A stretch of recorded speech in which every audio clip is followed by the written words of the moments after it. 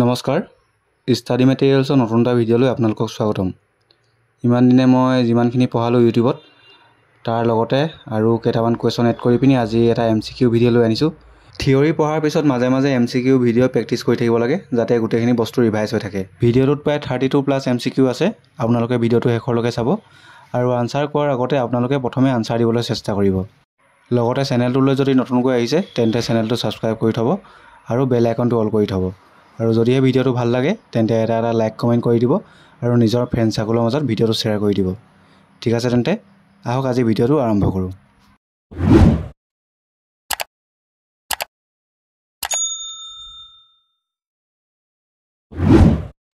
First কুৱেশ্যনটো হৈছে who was the founder of the Maurya empire? Maurya বংশৰ প্ৰতিষ্ঠাপক কোন? এই কুৱেশ্যনটো মই ডিছকাছ কৰিছোঁ আগতে, গতিকে ইয়াৰ কাৰেক্ট আনচাৰ হৈছে অপশ্যন বি চন্দ্ৰগুপ্ত মৌৰ্য। চন্দ্ৰগুপ্ত মৌৰ্যই নন্দ বংশৰ শেষৰজন ৰজা ধনানন্দক পৰাজিত কৰি মৌৰ্য বংশ প্ৰতিষ্ঠা কৰিছিল আৰু এখেতৰ গুৰু আছিল চাণক্য। ঠিক আছে, 2 নম্বৰ কুৱেশ্যনটো চাওক। The battle of Plassey was fought in the year? পলাচীৰ যুদ্ধ কিমান চনত হৈছিল? ইয়াৰ কাৰেক্ট আনচাৰ হৈছে অপশ্যন এ 1757 চনত। আৰু পলাচীৰ যুদ্ধ হৈছিল বংগৰ নবাব চিৰাজউদ্দৌলা আৰু ব্ৰিটিছ ইষ্ট ইণ্ডিয়া কোম্পানী। আৰু লগতে 1761 চনত হৈছিলে পানীপথৰ তৃতীয় যুদ্ধ। আৰু আপোনালোকে বেটেল অফ বাক্সাৰখন মনত থ'ব, বেটেল অফ বাক্সাৰ হৈছিলে 1764 চনত। বেটেল অফ বাক্সাৰ।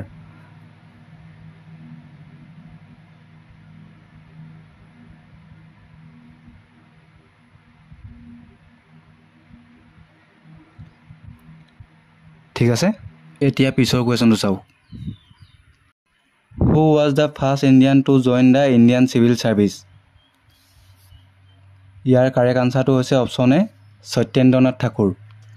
আৰু প্ৰথমগৰাকী যদি অসমীয়াৰ কথা সোধে তেখেত হৈছে আনন্দৰাম বৰুৱা। সেইটো মই কৈছোঁ আপোনালোকক, আগৰ ভিডিঅ'সমূহত কেইবাবাৰো কৈ আহিছোঁ মই এইবোৰ। পিছৰ কুৱেশ্যনটো চাওক এতিয়া। Tropic of cancer passes through how many Indian states? Year correct answer হৈছে অপশ্যন বি টোটেল 8খন ৰাজ্যৰ মাজে ট্ৰপিক অফ কেঞ্চাৰ পাৰ হৈ যায়। আৰু সেইকেই গুজৰাট, ৰাজস্থান, মধ্যপ্ৰদেশ, ছত্তীশগড়, ঝাৰখণ্ড, ৱেষ্ট বেংগল, মিজোৰাম আৰু ত্ৰিপুৰা। আপোনালোকে গোটেইকেইখন ষ্টেট মনত থ'ব, এক্সামত সোধে কুৱেশ্যন। বিশেষকৈ আপোনালোকে নৰ্থ ইষ্টৰ কেইখন মনত থ'ব, সেইকেইখন হৈছে মিজোৰাম আৰু ত্ৰিপুৰা। এতিয়া পিছৰ কুৱেশ্যনটো চাওক। Where is the Silent Valley located? Silent Valley ক'ত অৱস্থিত? ইয়াৰ কাৰেক্ট আনচাৰ হৈছে option B Kerala. Next question. The highest mountain peak in India is? Easy question হয় এইটো। ইয়াৰ কাৰেক্ট আনচাৰ হৈছে অপশ্যন চি কাঞ্চনজংঘা।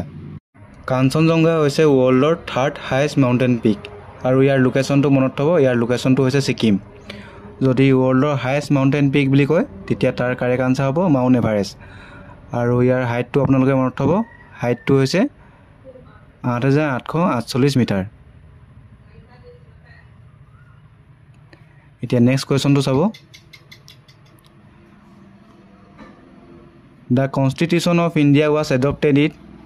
এইটো মই কৈছোঁ আপোনালোকক অলৰেডি। ইয়াৰ কাৰেক্ট আনচাৰ হৈছে option C 1949। Next question. Which article of the constitution deal with fundamental rights? ইয়াৰ কাৰেক্ট আনচাৰ হৈছে অপশ্যন এ 12 to 35। ইম্পৰ্টেণ্ট হয়। আৰু সংবিধানৰ কোনটো পাৰ্টত আছে সেইটো মনত থ'ব, পাৰ্ট 3ত আছে ফাণ্ডামেণ্টেল ৰাইটছৰ বিষয়ে। আৰু পাৰ্ট 4ত আছে DPSP directive principles of state policy. পিছৰ কুৱেশ্যনটো চাব এতিয়া। Who appoints the chief minister of a state? কোনো এখন ৰাজ্যৰ মুখ্যমন্ত্ৰীক কোনে এপইণ্ট কৰে? ইয়াৰ কাৰেক্ট আনচাৰ হৈছে অপশ্যন ডি গভৰ্ণৰ। সেইখন ৰাজ্যৰ গভৰ্ণৰে চিফ মিনিষ্টাৰগৰাকীক এপইণ্ট কৰে। পিছৰ question. The inland waterway NW2 runs between? NW মানে হৈছে নেশ্যনেল ৱাটাৰৱে আৰু এইটো ইম্পৰ্টেণ্ট কুৱেশ্যন। আৰু ইয়াৰ কাৰেক্ট আনচাৰ হৈছে option A Dhubri and Dibrugarh. পিছৰ কুৱেশ্যনটো চাব এতিয়া। RBI was established in the year? এইটো মই কৈছোঁ আপোনালোকক অলৰেডি। ইয়াৰ কাৰেক্ট আনসাৰ হৈছে অপশ্যন এ 1935। নেক্সট কুৱেশ্যন, এইটো মই ডিছকাছ কৰিছোঁ। GST was introduced in India in? GST ইণ্ডিয়াত কেতিয়া ইন্ট্ৰডিউচ কৰা হৈছিলে? ইয়াৰ কাৰেক্ট আনসাৰ হৈছে option C 2017। Next question, the first 5-year plan was launched in? Year correct answer হৈছে অপশ্যন এ 1951। পিছৰ কুৱেশ্যন চাব এতিয়া। The largest sector of employment in India is? কোনটো সেক্টৰত আছে আটাইতকৈ বেছি employment? Correct answer option B agriculture. পিছৰটো question, make in India campaign was launched in? Correct answer হৈছে অপশ্যন বি 2014। পিছৰটো question, who was the first woman prime minister of India? Easy question হয়। Option A Indira Gandhi, যাক iron lady বুলি কোৱা হয়। Next question, the Kopili hydroelectric project is located in? Important question. Correct answer হৈছে option B Dima Hasao. Jatinga নামৰ এখন বিখ্যাত ঠাই আছে য'ত পৰিভ্ৰমী চৰাইসমূহে আত্মহত্যা কৰে বুলি কোৱা হয়, আৰু এই জাতিংগা নামৰ ঠাইখনো আছে ডিমা হাছাওত। সেই পইণ্টটো আপোনালোকে মনত থ'ব। পিছৰটো কুৱেশ্যন চাওক। আৰু কপিলী হাইড্ৰ ইলেক্ট্ৰিক প্ৰজেক্ট হৈছে অসমৰ largest hydroelectric power plant. Next question, which British officer annexed Assam to British India? অসমক ব্ৰিটিছ ইণ্ডিয়াৰ সৈতে কোনজন ব্ৰিটিছ অফিচাৰে সংলগ্ন কৰিছিল? কাৰেক্ট আনসাৰ হৈছে option B David Scott. Next question, Assam legislative assembly has how many seats? অসমৰ বিধানসভাত টোটেল কিমানটা ছিট আছে সুধিছে।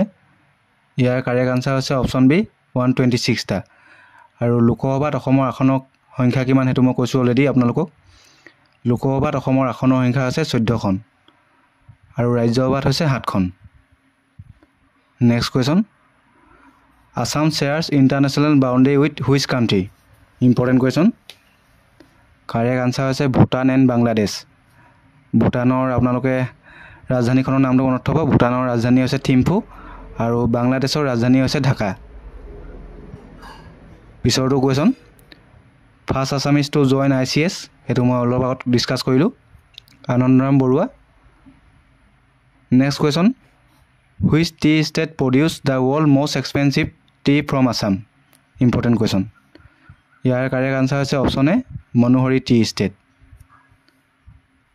নেক্সট কুৱেশ্যন চাব। The Barak valley consist of how many districts? Barak ভেলীত টোটেল কেইখন ডিষ্ট্ৰিক্ট আছে?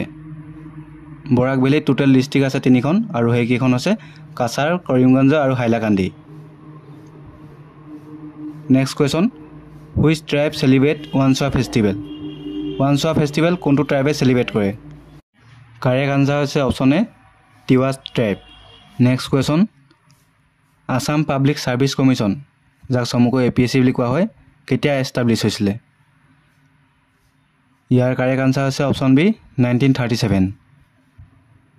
পিছৰটো question, the Chomangkan festival is a death ritual celebrated by? Chomangkan উৎসৱটো কোনটো ট্ৰাইবে পালন কৰে? কাৰেক্ট আনসাৰ হৈছে option A Karbi. Next question, Namami Brahmaputra festival was first held in? Namami Brahmaputra ফেষ্টিভেলটো প্ৰথমে কেতিয়া পালন কৰা হৈছিলে বা উদযাপন কৰা হৈছিলে? কাৰেক্ট আনসাৰ হৈছে অপশ্যন বি 2017। পিছৰটো question, Majuli festival is usually held in which month? Majuli ফেষ্টিভেলটো সাধাৰণতে কোনটো মাহত পালন কৰা হয়?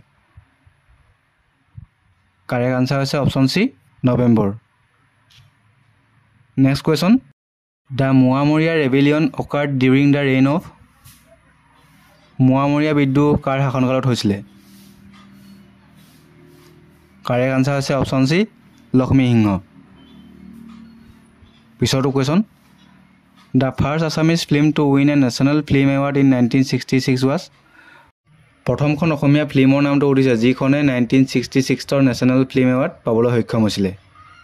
কাৰেক্ট আনসাৰ হৈছে option B Puberun. Next question, Barak river enters Assam through which district? Barak নদীখনে অসমত কোনখন জিলাইদি প্ৰৱেশ কৰে? কাৰেক্ট আনচাৰটো হৈছে ইয়াৰ option D Dima Hasao. Next কুৱেশ্যনটো চাওক। Who was the first woman MLA of Assam? অসমৰ প্ৰথমগৰাকী মহিলা MLA গৰাকীৰ নাম সুধিছে। ইয়াৰ কাৰেক্ট আনচাৰটো হৈছে option B Dharmeswari Devi. Next question. Which mineral is mostly found in Karbi Anglong? Viewers, আজি টোটেল 30টা কুৱেশ্যন ডিছকাছ কৰিলোঁ। আপোনালোকে 30টাৰ ভিতৰত কিমানটা কাৰেক্ট কৰিলে সেইটো জনাব আৰু লগতে কুৱেশ্যনৰ লেভেলটো কেনেকুৱা আছিলে তাকো জনাব। যিকে কেইবাটাও টপিকৰ ওপৰত আৰু বহুতো ভিডিঅ' আনিবলৈ বাকী আছে, গতিকে মই সেইবিলাক অতি সোনকালে আনিবৰ কাৰণে চেষ্টা কৰিম। সেই ভিডিঅ'সমূহ যাতে আপোনালোকে মিছ নকৰে তাৰ বাবে আপোনালোকে চেনেলটো ছাবস্ক্ৰাইব কৰি থ'ব। ঠিক আছে তেন্তে আপোনালোকক পুনৰ আন এটা নতুন ভিডিঅ' লগ পাম। আজিলৈ মানে ধন্যবাদ।